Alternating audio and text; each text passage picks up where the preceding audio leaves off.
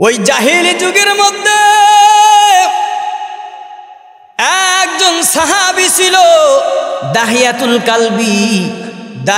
কালবি নামক একজন সাহাবী ছিল। আমরা অনেকেই তার নাম পর্যন্ত জানি। ওই সাহাবী হবার পর, কালেমা পড়ে মুসলমান হবার পর নবী একদিন তাকে বলতেছে, ও সাহাবী তুমি বড় ধন্য, কারণ তুমি কালেমা পড়ে মুসলমান হয়ে গেছো। আল্লাহ পাক রব্বুল আলামিন তোমাকে জান্নাতের মেহমান বানায় দিবে। আল্লাহ পাক রব্বুল আলামিন তোমাকে জান্নাতের মেহমান বানায় দিবে। ওই সাহাবী এই কথা শোনার পর কান্না শুরু করে দিয়েছে। এরে নবীর উম্মত, চোখ দিয়ে ঝরঝর করে পানিগুলো জমিনের মধ্যে পড়তেছে। নবী আমার ডাক দিয়া বলেন, ও সাহাবী আমি তো তোমাকে এমন কোনো কথা বলি নাই যেই কথা শোনার কারণে, যেই কথার কারণে, আঘাতের কারণে তুমি কান্না করতে পারো। ওই সাহাবী ডাক দিয়া বলে, মায়ের নবী আল্লাহ আমাকে ক্ষমা করে দিয়েছে, এটা সত্য, এটা হতে পারে, তবে ও নবী আমার মনে হয় আমার একটি গুনাহ আল্লাহ ক্ষমা করবে না। এক আমার খুন্দের মা, একটু ভালো করে শুনো রে মা। এবার নবী বললেন, এমন কি অপরাধ করেছো, এমন কি গুনাহ করেছো যেই গুনাহ আল্লাহ তোমাকে ক্ষমা করবে না? ওই দাহিয়াতুল কালবি ডাক দিয়া কয়, পয়গম্বর আমি ওই জাহিলি যুগের একজন মানুষ। ও পয়গম্বর একবার আমি বাড়ি থেকে বের হয়ে গেলাম ব্যবসার উদ্দেশ্য, বেশ কিছুদিন সময় আমার লেগে গেল। ও পয়গম্বর আমি আমার স্ত্রীর গর্ভে একটি সন্তান রেখে আমি চলে গেলাম। আর আমি স্ত্রীকে ডাক দিয়া বললাম, ও স্ত্রী আমি দীর্ঘদিনের জন্য আমি বাইরে যাচ্ছি, আমি ব্যবসার কাজে যাচ্ছি, যদি আমার আসার আগে যদি তোমার গর্ভের সন্তান দুনিয়াতে আসে, আর যদি ছেলে সন্তান হয় তাহলে সন্তানকে তুমি রেখে দিবে, আর যদি কন্যা সন্তান হয় তাহলে কন্যা সন্তানকে জীবিত পাথর মেরে শেষ করে দিবে। আরে নবীর উম্মত, ওই জাহিলি যুগের মধ্যে কেমন একটা অবস্থা ছিল রে মুমিন। এ নবী আমার, আখির জামানার পয়গম্বর, তোমার আমার নবী এই দুনিয়াতে আগমন করার কারণে আল্লাহ পাক রব্বুল আলামিন তার বরকতে ওই জাহিলি যুগের মেয়েদেরকে, কন্যা সন্তানদের থেকে আখির জামানার পয়গম্বর আমাদের উম্মত, নবীর উম্মত, এমন সম্মান আল্লাহ দান করেছেন, এমন সম্মান আল্লাহ কোন নবীর উম্মতকে দান করেন না।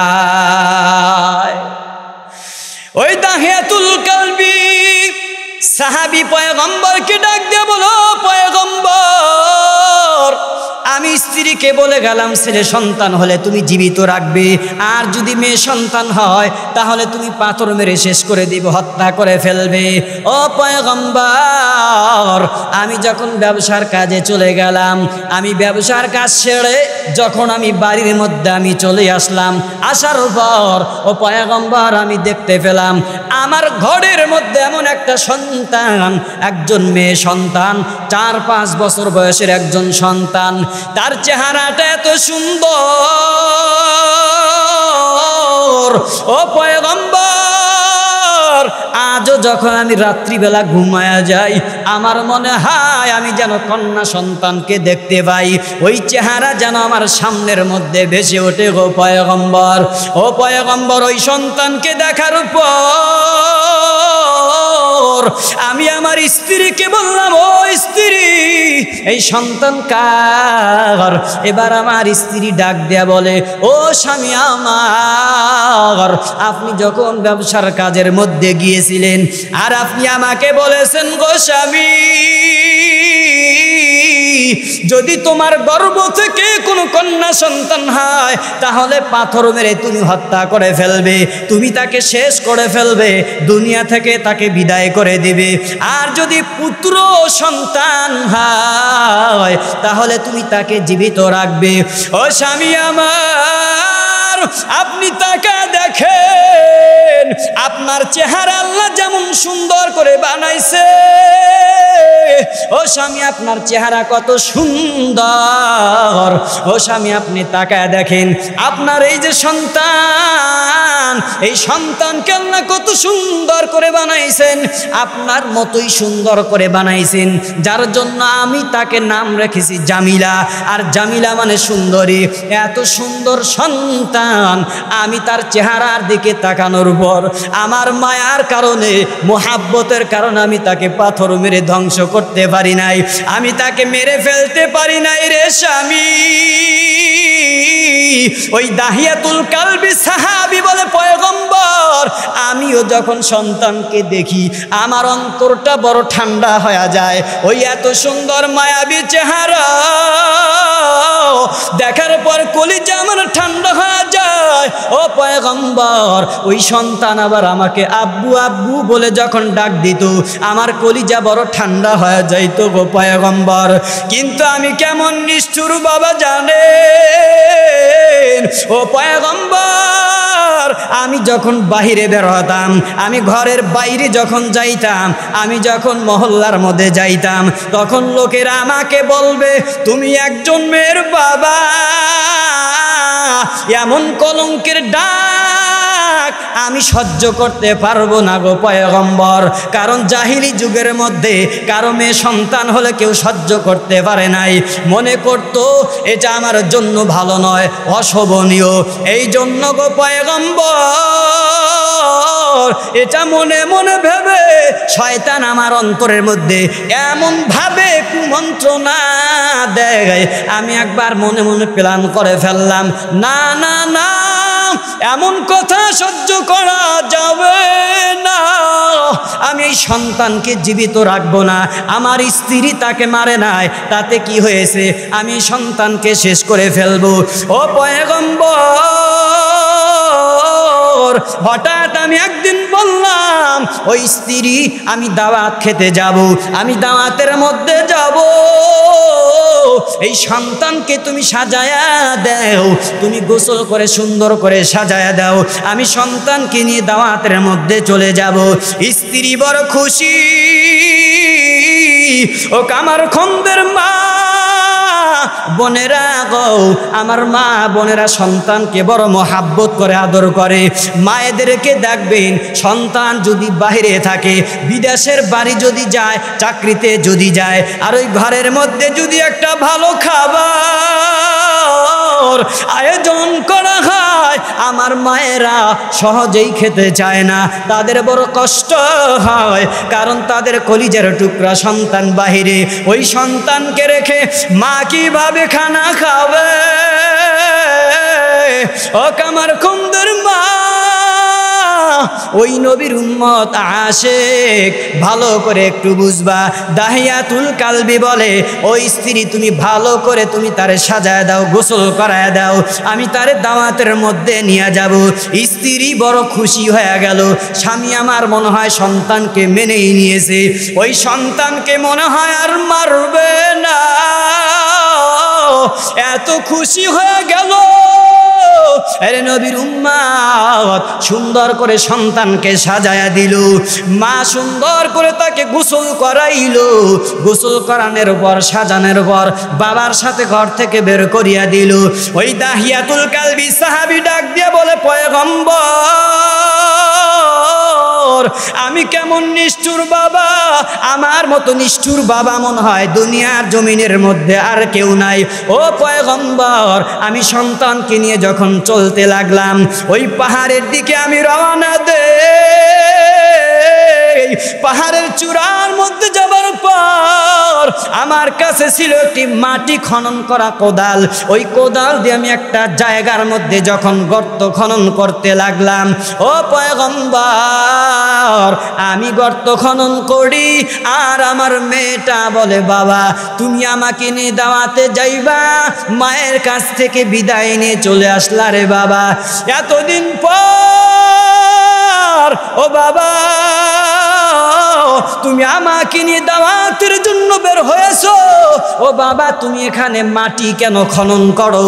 এবার দাহিয়াতুল কালবি বলে, ও পয়গম্বর, আমার মেয়েকে আমি বললাম, ও কন্যা সন্তান, তুমি একটু পরেই বুঝবে আমি বাবা কেন মাটি খনন করি। এবার ওই দাহিয়াতুল কালবি যখন মাটি খনন করা শুরু করে দেয়, দাহিয়াতুল কালবি বলে, আমি যখন জমিন থেকে মাটিগুলো খনন করি, খনন করার কারণে মাটিগুলো কখনো কখনো ছিটকে দাড়ির মধ্যে লেগে যায়। আর আমার কন্যা সন্তান আমার পিছন থেকে এসে বলে, বাবা তুমি মাটি খনন করতেছো আর তোমার দাড়ির মধ্যে ময়লা লাগতেছে। ওই দাহিয়াতুল কালবি বলে, মেয়েটা আমার দাড়ি থেকে ওই ময়লাগুলো ঝেড়ে ঝেড়ে জমিনের মধ্যে ফালায় দেয়। আমি গর্ত খনন করা অবস্থায় আমার চেহারা যখন ঘেমে যায়, আমার যখন ঘামগুলো জমিনের মধ্যে পড়তে থাকে চেহারা থেকে, আমার কন্যা সন্তান ওই ঘামগুলো যখন মুছে দেয়, এরপর আমি বাবার মধ্যে কোনো মায়া নাই, আমি বাবার মধ্যে কোনো মোহাব্বত জন্ম নিল না। আমি গর্ত খনন করতে লাগলাম। মাঝে মধ্যে কন্যা ডাক দিয়ে বলে, বাবা গর্ত কেন তুমি খনন করতেছো? আমি শুধু বলতাম, একটু পরেই তুমি দেখবে আমি বাবা কেন গর্ত খনন করি। এরপরে গর্ত খনন করা যখন শেষ, এক পর্যায়ে ওই কন্যা সন্তানকে ডাক দিয়া বলে, ওই দাহিয়াতুল কালবি নবীকে বলো, নবী আমি সন্তানকে ডাক দিলাম, ও মা তুমি একটু এদিকে আসো, দেখো তো গর্তের মধ্যে কি দেখা যায়। ও পয়গম্বর, আমার মতো নিষ্ঠুর বাবা আমার মনে হয় দুনিয়ার জমিনের মধ্যে কেউ নাই। আমার মধ্যে একটু মায়া নাই, দয়া নাই। আমি আমার সন্তানকে যখন ডাক দিলাম, আব্বু আব্বু বলে গর্তের কিনারায় দাঁড়ায় গেল। বলে, আব্বু কি হয়েছে, গর্তের মধ্যে কি দেখা যায়? এবার যখন ওই কন্যা যখন গর্তের কিনারায়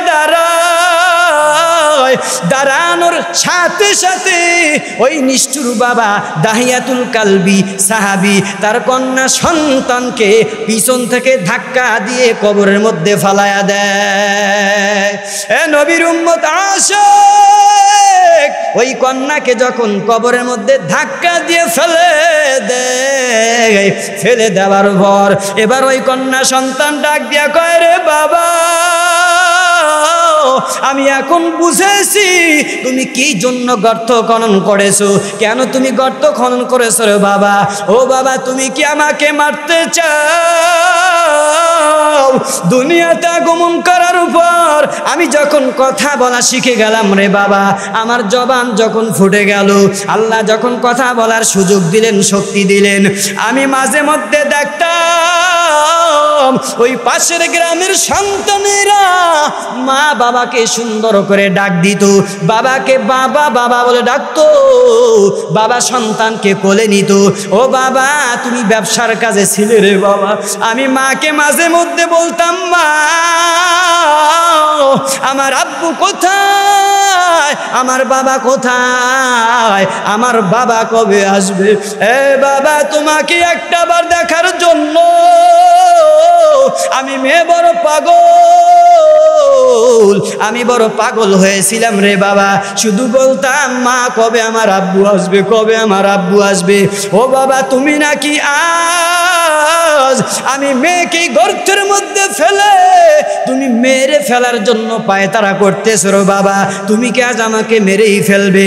ও বাবা সমাজের মধ্যে যদি তোমার মাথা নিচু হয়ে যায়, তোমার সম্মান যদি হানি হয়, ও বাবা আমি কথা দিলাম তুমি আমাকে ছেড়ে দাও, আমি আজ থেকে তোমার সামনে থেকে বিদায় নিয়ে চলে যাব, আর কোনোদিন মেয়ে দাবি করে তোমার সামনে দাঁড়াবো না।